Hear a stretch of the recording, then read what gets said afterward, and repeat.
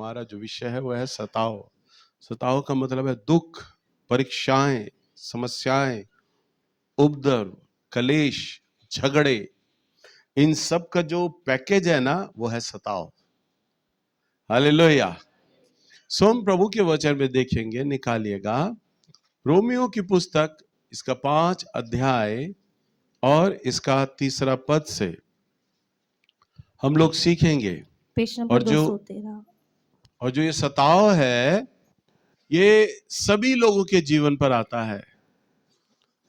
समस्याएं, दुख, परीक्षाएं, कलेश, कमी घटी, ऐसा कोई व्यक्ति नहीं है जो इन बातों से निकले।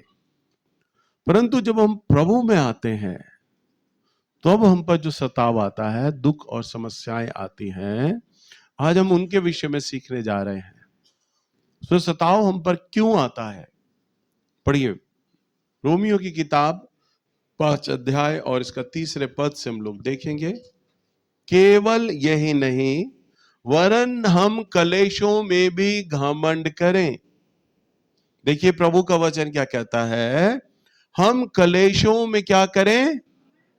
दुखों में, समस्याओं में, लड़ाई झगड़ों में, उपद्रवों में प्रभु हमें सिखा रहा है हम घमंड करें। आज आप लोग अपनी समस्या, अपने जीवन में कोई समस्या नहीं आना चाहते, कोई परीक्षा नहीं आना सोचते कि हमारे जीवन पर आए। दुख, बीमारी कोई नहीं चाहता। सब एक आरामदायक जीवन चाहते हैं, एक आशीषमय जीवन। हमारे जीवन में कोई कलेश ना हो, कोई दुख ना हो, कोई समस्या ना हो। परंतु प्रभु हमें ये सिखा रहा है अपने वचन में कि जब तुम पर कलेश आए तो घमंड करो। क्या करो? घमंड करना है। क्यों घमंड करना है? क्योंकि यह जानकर, ये जानो कि कलेशों से धीरज, कलेश से क्या होता है? धीरज। अब आपके ऊपर जब दुख चलता है, जो कोई भी समस्या हो, अगर आप रोगी हो गए हो, बीमार हो, तो आप डॉक्टर से सबसे पहला सवाल ये करते हैं, मुझे आराम कब तक मिलेगा इन दवाइयों से, है ना? वैद्य के पास जाते हैं, आप पूछते हैं मुझे आराम कब तक मिलेगा। परंतु जब कोई बीमारी आपके ऊपर इसलिए डाली गई हो कि परमेश्वर उस बीमारी के द्वारा आपको कुछ सिखाना चाहता है, और वचन में लिखा है 4 पद में, और धीरज से खरा निकलना, धीरज से खरा निकलता है। आप खरे बनते हो परमेश्वर की दृष्टि में। परमेश्वर ने कई बार मेरे कलीसिया में कई लोगों को यह बोला है कि ये व्यक्ति को मैंने दुख डाले, समस्याएं डाली, परंतु इसने कभी मुझसे शिकायत नहीं किया। एक आदमी की गवाही गलत हो सकती है, 2 की हो सकती है, 4 की होती है, 10 की कैसे गलत हो सकती है? प्रभु कहते हैं ये मेरे लिए कभी इसने शिकायत नहीं किया। ये मेरा अब्राहम है, क्योंकि अब्राहम को 100 साल के बाद औलाद हुआ था। धीरज धरा रहा उसने, प्रभु से उसने शिकायत नहीं करी। मेरे बेटे को जब भी प्रभु बोलते हैं मेरे बारे में, तो वे बोलते हैं मेरे अब्राहम को यूं कहना। वो ये नहीं कहते कि अपने पिता को जाके बोलना, मेरे अब्राहम को कहना। जब वो मेरा बेटा मुझे बोलता है प्रभु यीशु मसीह ने कहा आपके लिए मेरे अब्राहम को, मैं इतना रो पड़ता हूं सुनते ही कि जैसे प्रभु बड़े प्यार से अपनी औलाद के लिए बोल रहे हो, मेरे अब्राहम को यूं बोलना। हालेलुया। तो धीरज से क्या होता है? आप प्रभु की दृष्टि में खरे बनते हैं। प्रभु जान लेता है बाकी तो सब सोना लक्कड़ है, ये है सोना मेरा। धीरज से खरा, और खरा निकलने से आशा उत्पन्न होती है। क्या उत्पन्न होती है? आशा।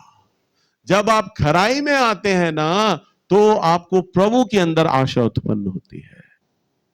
अब्राहम को आशा दी कि परमेश्वर ने कहा है कि वह मुझे तारों के समान औलाद देगा।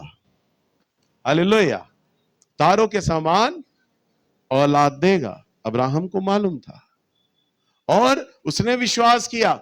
जब प्रभु दोनों पति पत्नी से बात कर रहा है ना, सारा तू गर्भवती होगी और सारा मन में हंसी। सारा यूं खिलखिला के नहीं हंसी, हा हा हा यूं नहीं हंसी, पर वो मन में हंसी। मन में हंसने का मतलब उसने विश्वास ही नहीं किया। ये कैसे हो सकता है? मैं तो बांझ हूं।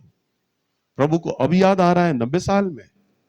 जवानी में कही होती बात तो मैं समझती भी कि मैं मां बनूंगी, परंतु अब तो माहवारी मेरी खत्म हो चुकी है। उसने विचार किया, संदेह किया।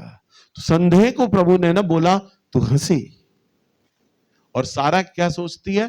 खिलखिला के हंसने को हंसी कहती है। वो तो कहती है नहीं प्रभु, मैं तो नहीं हंसी, मैं तो बिल्कुल गंभीर खड़ी हूं आपके सामने, सीरियस। प्रभु कहते हैं नहीं सारा तू हंसी। परंतु वो अब्राहम के लिए नहीं बोलता कि तू हंसा। अब्राहम तो 100 वर्ष का था, सारा से 10 साल बड़ा था, परंतु उसने तो विश्वास किया प्रभु पर कि प्रभु मेरा अगर बोल रहा है तो मुझे औलाद होगी। हालेलुया। दूसरा अब्राहम का विश्वास देखिए। अब्राहम पर जब 12-14 साल का हो गया बच्चा, तब एक रात परमेश्वर से कहते हैं अब्राहम खड़ा हो और जा मोरे पर्वत पर जा और मेरे लिए से बलिदान करके चढ़ा दे। पढ़ा है ना आप सबने? प्रभु कहते हैं जा ऐसे मेरे लिए मौर्य पर्वत पर चला जा। और कितने दिन का रास्ता? 3 दिन और 3 रात। प्रभु ये नहीं बोलते अब्राहम को अब्राहम जा बाहर वेदी बना और मेरे लिए बलिदान करके चढ़ा दे। मौर्य पर्वत पर क्या था? क्या बहुत शुभ पर्वत था? ना। प्रभु ने उसे 3 दिन और 3 रात की यात्रा दी। 3 दिन 3 रात में क्या होगा? अब्राहम जब घोड़े पे सवार होगा, जब थक जाता होगा, दोनों बाप बेटा पेड़ के तले के आते होंगे। इसहाक उसके बेटे को मालूम नहीं था कि मेरा बाप मुझे बलिदान करने जा रहा है। तो जब उसकी गोद में लेटता होगा, अब्राहम से इसहाक थक जाता होगा, जो उसके माथे पर हाथ रखता होगा अब्राहम, उसको वो दिन याद आते होंगे, दासी जब इसको मेरे पास लेकर आई थी, इसका चेहरा जो अब इतना बड़ा हो गया, इतना सा था, इसके हाथ बड़े छोटे छोटे से थे, इसके पैर बड़े छोटे थे। मैंने अपनी खानदानी माला निकालकर तब दासी को दे दी थी इनाम में। इतना प्यारा बच्चा, अब मैं प्रभु के लिए से बलिदान दूंगा।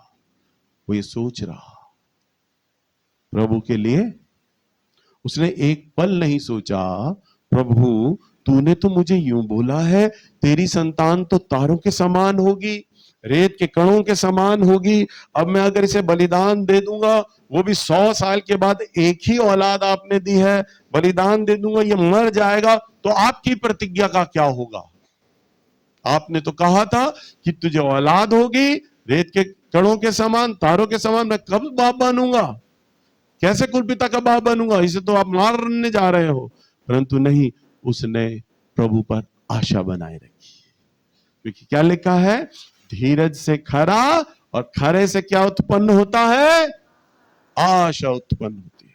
उसे परमेश्वर की प्रतिज्ञा पे पूरी आशा थी कि मेरा पिता परमेश्वर झूठ बोलने वाला परमेश्वर नहीं है। मेरा अगर इसहाक मर भी जाएगा तो भी मेरा परमेश्वर अपनी प्रतिज्ञा के चलते मेरे बच्चे को जीवित कर देगा। उसे आशा थी परमेश्वर पे। उसने ना कोई शिकायत करी परमेश्वर पे, ना कुछ, ना कोई विवाद किया, उसे आशा थी। सो परमेश्वर का यह नियम है, प्रभु जब किसी को भी चुनता है, प्रभु जब किसी को बुलाता है, तो उसके जीवन में थोड़ा थोड़ा कलेश देना शुरू करता है, क्योंकि वो उसे खरा बनाने जा रहा है। हालेलुया। और जब आप खरे बनने लगते हैं तो आपके जीवन में आशा उत्पन्न होती है परमेश्वर के प्रति। आप जानने लगते हैं हमारा परमेश्वर ऐसा है जो अपनी कही हुई बातों से नहीं फिरता है। प्रभु का वचन कहता है मेरा आकाश और पृथ्वी तो टल जाएंगे, परंतु मेरा कहा हुआ शब्द कभी ना टलेगा। हालेलुया। और आशा से क्या लिखा है? लज्जा नहीं होती।